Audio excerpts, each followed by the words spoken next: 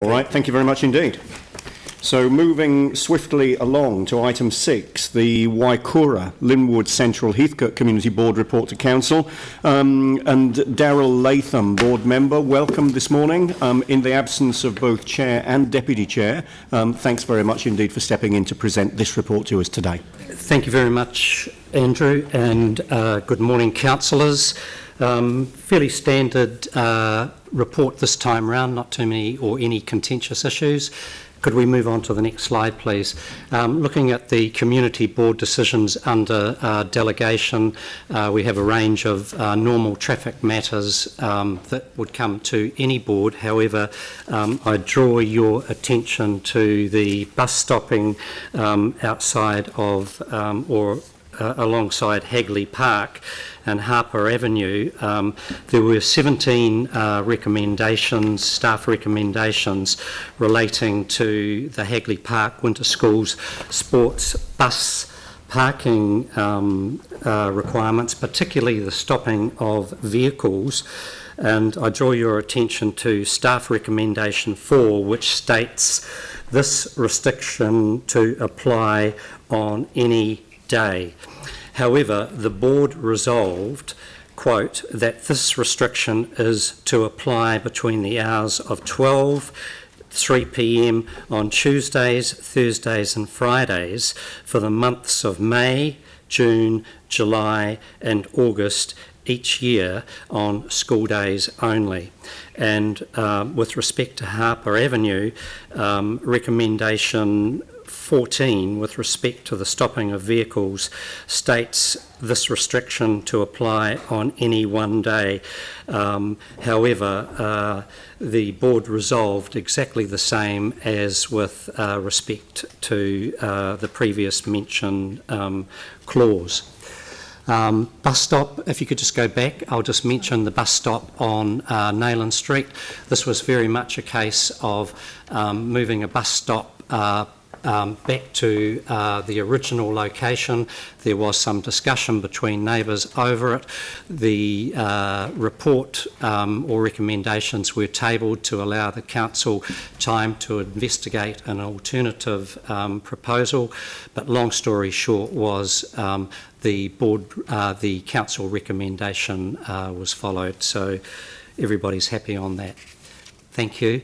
Community youth development funding, it's always a positive part of any board when we're looking at supporting and developing youth, and in this particular situation, the World Rugby Festival in Japan, the board has supported 2 students to the value of $600.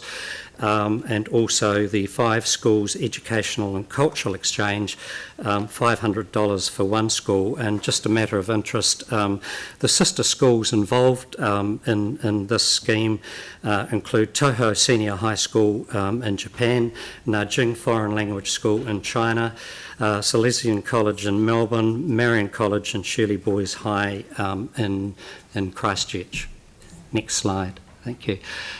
Significant council projects in the board area, Rising Home, and many people, Christchurch residents and councillors will be aware of the significance of Rising Home. It is on track for completion of earthquake repairs with a mural opening, and I understand that some councillors will be speaking at that opening. It is significant. It was built in 1864.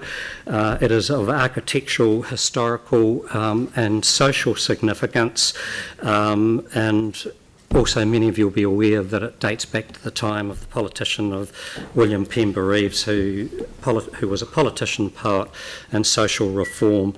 It has been a community centre since 1964, and it's very much synonymous with adult and community education in Christchurch. So that will indeed be a significant occasion, which I think Christchurch will be pleased to see back.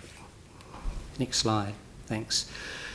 The Apawatu Estuary project, this has also been an exciting project for the board to be involved with. The board has held an initial workshop mid-March, which was followed up by a community workshop on the 30th of April, which was well attended, and the focus of the community workshop was to look at developing a shared understanding, a process for moving forward for the aims, and to develop some quick wins related to the project. It was a very well attended workshop, and it was, dare I say it, one that was extremely well presented by staff that enabled the community to move around various stations and look, understand and to ask relevant questions. Can I draw your attention to Avebury House? They have expressed some concerns of their ability to fully realise the potential of the buildings and the grounds for community events. They're very concerned about their ability to utilise the site, because from their perspective there seems to be some restrictions over the condition of use. There has been some discussion with respect to petty crime. The board has resolved to meet with Avebury House Trust, and this morning in brief discussion with council staff we're going to work together to look at having a strategy for resolving some of the issues that have been discussed. And could I also give you a heads up with respect to a situation that arose at Monday's Linwood-Central-Heathcote Community Board meeting. There was a deputation and discussion during the elected members' exchange about the potential of creating a bus lounge in the old Kiwi Bank site at Linwood Mall. There is a degree of urgency regarding this because regarding the availability of the site, because the window time of opportunity may be brief with respect to the site being available.